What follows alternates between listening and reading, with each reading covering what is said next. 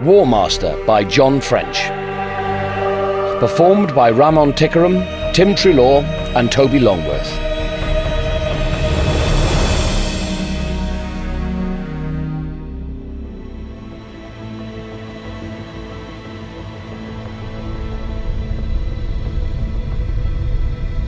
Warmaster.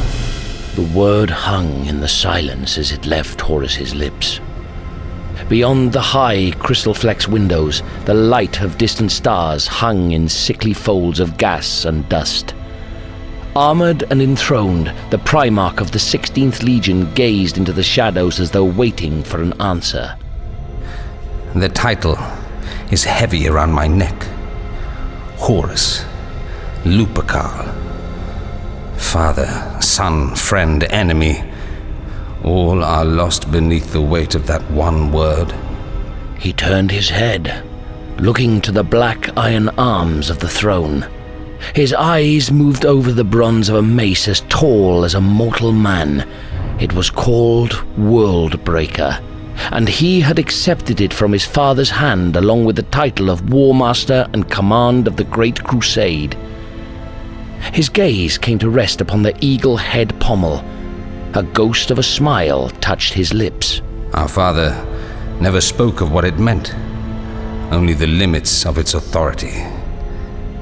A dangerous word to leave unqualified. Perhaps he intended me to discover its meaning. Perhaps he did not care what it meant, as long as it freed him from us, his sons. Perhaps he did not know what it would mean for his Imperium. Horus raised his hand, and a column of hololithic light filled the air before the throne.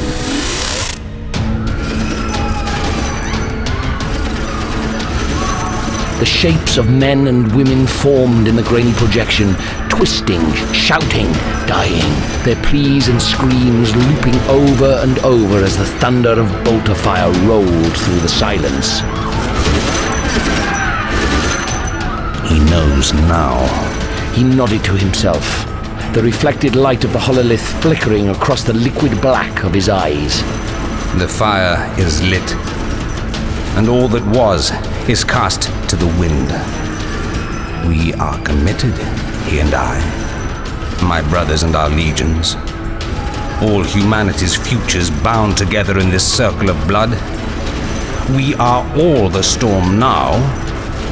The Imperium will fall and rise by my hand, or fall and fall and fall. Slowly he stood, his armor whispering and clicking. He gestured again, and more cones of cold light surrounded him, turning with images of blind faces. Some screamed, with words, blood and smoke spewing forth from their mouths, while others droned on in their dead, monotonous voices. We have no other recourse. Obliteration is the only option. Hydra has failed to bring it. Horus inclined his head, listening. All is blood, and the screams of change. Anarchy is this age's king. We fall apart and this war slips from our fingers to spin into oblivion. In spite of everything, he lives! Horus turned, watching the holographic recordings bloom around him, and the throne room danced with a ghost light of 1,000 messages. 500 ships lost to the void at the storm's fight? The enemy was waiting for us? Istvan was supposed to burn in silence so that our war could be won before it ever truly began. The angel's wings were to be broken at my feet. And still, failures come tumbling one over the other. And on, and on. Gilliman gathers all his strength to Ultramar. They are not broken. He paused, his eyes fixed upon the image of a shrunken astropath. Bastards have already been overrun. Even now. Kalth burned, yet our brother lives. Rabute, wise Rabute. Rabute, with his scratching quills and his plans and his hope. Too understanding, too strong, too damned perfect. I wish he was with us. With a flick of his bladed fingers, the throng of images vanished and silence flowed back with the returning shadows. Horus shook his head, his eyes still fixed upon the throne. You would say that I listened too much to Alfarius and Lorgar, that a war fought with deceit is doomed to fail. Perhaps you would be right. The Hydra does not see all, and now his blindness places a knife at his own back.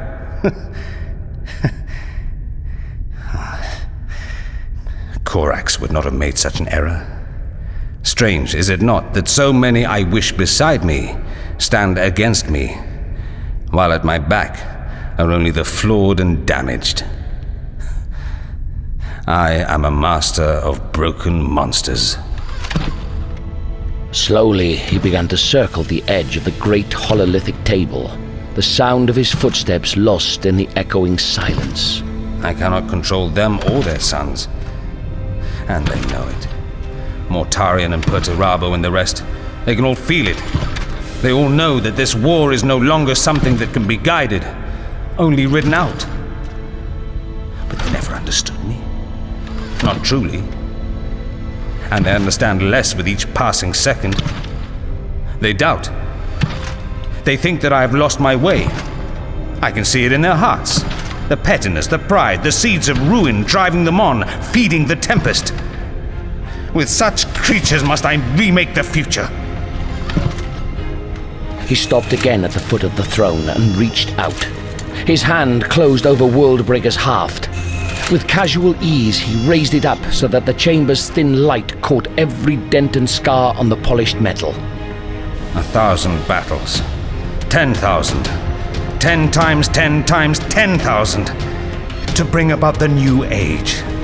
All of the certainties of the past torn down, all the beliefs that made them turned to ashes. War on every front, stretched across time until none can know when the final blow will come. There is no disaster, for all disasters serve me alone. The storm rises only so that the thunderbolt may fall. He looked down at the throne again, shaking his head sadly. His arm relaxed and Worldbreaker resting at his side. His gaze shifted as though he were looking at something beyond what lay in front of him. No other would have dared this. Not even you. Perhaps that is why our father chose me. Perhaps that was his only moment of honesty. Then his gaze focused and hardened, black eyes like reflective pools in the face of an unforgiving king. Upon the arm of the throne, the skull of Ferrus Manus stared back at Horus with empty sockets that had once been eyes. A thin, fracture web of cracks ran across the perfect dome of the slain Primarch's crown, spiraling back to a splintered pit in its temple. Even reduced to polished bone, the skull still seemed to radiate strength and defiance. It does not matter how the galaxy burns, only that it does. Warmaster. That is what it means, my brother. The strength to do what must be done.